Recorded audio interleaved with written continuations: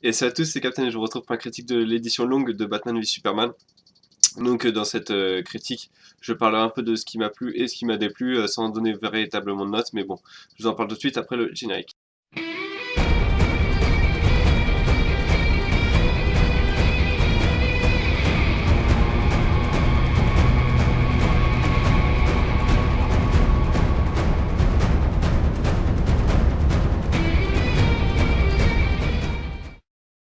Donc dans la vidéo pré-review que j'avais fait, je crois que c'était vendredi, j'avais parlé des choses sur lesquelles j'avais véritablement noté cette édition de Batman v Superman.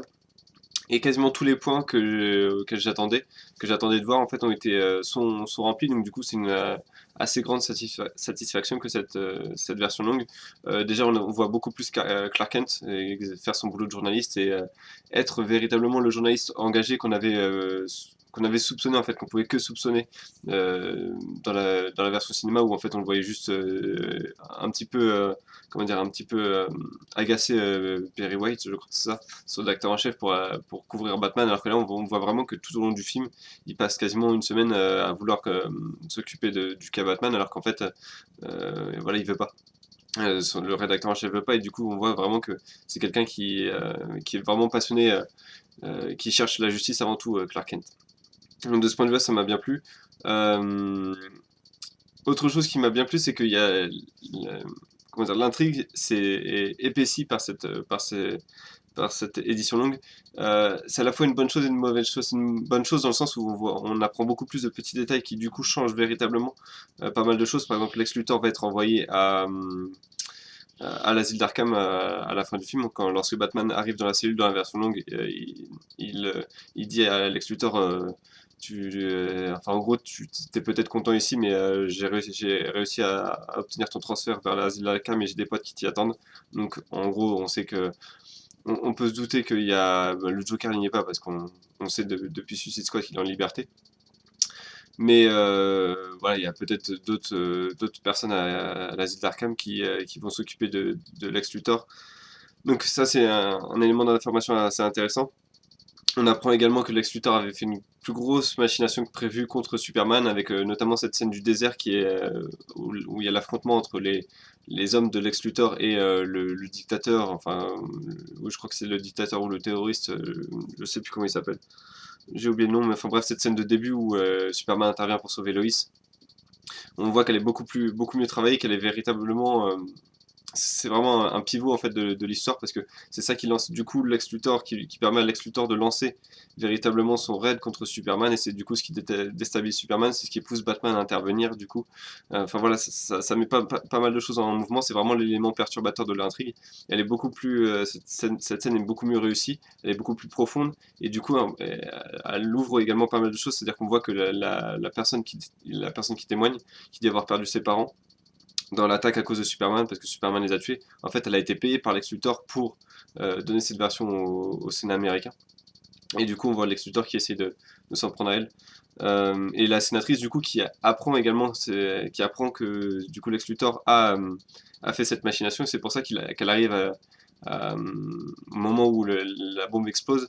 C'est pour ça qu'elle arrive et qu'elle est aussi brutale contre Lex Luthor en lui disant en gros tu rentres pas, j'en ai rien à foutre de ce que tu dis, maintenant je vois dans ton jeu. Et du coup tout s'explique, toutes ces postures s'expliquent. La seule chose qui m'a dérangé c'est que du coup on apprend que le fauteuil roulant dans lequel est cachée la bombe était recouvert de plomb en fait, avait du plomb à l'intérieur, donc du coup ce qui empêchait Superman de voir qu'il y avait une explosif à l'intérieur, puisque Superman ne voit pas à travers le plomb. C'est quelque chose qui m'a déçu parce que j'ai bien aimé justement j'avais bien aimé le fait que Superman était tellement sûr de ses pouvoirs, et puis tellement, comment dire, tellement focalisé sur autre chose, tellement focalisé sur le fait qu'il voulait prouver qu'il était quelqu'un de bien, il voulait se défendre, mais juste avec la parole, qu'il a oublié enfin qu'il a juste pas regardé, il aurait juste pas regardé le fauteuil roulant, il aurait pas juste vu la bombe. Alors que là, il y a une explication, c'est qu'il pouvait de toute façon pas voir la bombe. Mais voilà, c'est juste un petit détail, mais personnellement, j'aimais bien, c'est justement que Superman soit plus faible mentalement que physiquement, alors que là, c'est une de ses rares faiblesses physiques qui lui permet enfin, de pas être mis en cause pour cette explosion. Quoi d'autre? Pas de scène d'action en plus, mais ça m'a pas forcément dérangé plus que ça. Des dialogues un peu plus intéressants également, et des dialogues en tout cas plus profonds, j'ai trouvé. Vraiment, cette édition, elle est pas mal. On voit pas Batman s'introduire dans X-Corp, on voit juste une caméra de surveillance, où on voit Batman choper un mec et l'emmener au plafond. Ça, c'était plutôt bien fait, mais bon, après, c'est juste une caméra de surveillance en noir et blanc, donc bon, on peut pas non plus véritablement juger. Quelque chose qui m'a dérangé, c'est qu'il y a un peu trop. Ils ont voulu faire en fait un film, comme ils disent aux États-Unis, classé R, c'est-à-dire avec beaucoup de violence, etc. Et ils ont vraiment abusé parfois sur le sang. On voit vraiment que c'est du faux sang fait numériquement. Enfin, ça m'a pas non plus dérangé, mais c'est vraiment pas top, ça rend pas très bien l'écran. Et Zack Snyder avait fait un meilleur boulot, notamment sur Watchmen, avec toutes ces effusions de sang. Voilà, mais en termes pour cette édition longue, vraiment, c'est une bonne surprise. Je, en fait, j'arrive pas à me décider. Le problème de cette édition longue, c'est que enfin, ça va être bête ce que j'ai dit, mais elle est trop longue, quoi. C'est quasiment 3 heures de film, et faut vraiment vous libérer 3 heures dans une journée pour la regarder. Après, si vous la regardez, vraiment, c'est quelque chose de très agréable. Je trouve que le film en gagne véritablement, mais une fois que vous avez regardé la version longue, la version de 2h30, donc du coup celle au ciné, est pas non plus désagréable. Du coup, vous savez ce qui se passe, vous savez ce que vous manquez. Donc l'un dans l'autre, c'est plutôt enfin, les deux versions ne perdent, les deux versions survivent euh, grâce à ça. Il n'y en a pas une qui détruit l'autre, à mon sens en tout cas. Voilà, c'est tout ce que je voulais dire pour cette version longue, donc j'espère que vous avez aimé cette critique. N'hésitez pas à me dire ce que vous en pensez dans les commentaires, si vous l'avez vu cette version longue, si vous avez acheté le Blu-ray ou si vous l'avez acheté numériquement. N'hésitez pas à me dire ce que vous en pensez, et également à me faire, euh, me faire part voilà, de vos théories ou de choses comme ça sur des choses qui auraient pu m'échapper dans la version longue, des dialogues qui auraient pu m'échapper, ou des easter eggs que j'aurais pu louper. Donc voilà, j'attends vos commentaires et je vous remercie de regarder cette vidéo. Je vous donne rendez-vous demain pour la critique de Killing Joke, le film d'animation, et puis bah, toute la semaine je ferai des vidéos sur Suicide Squad.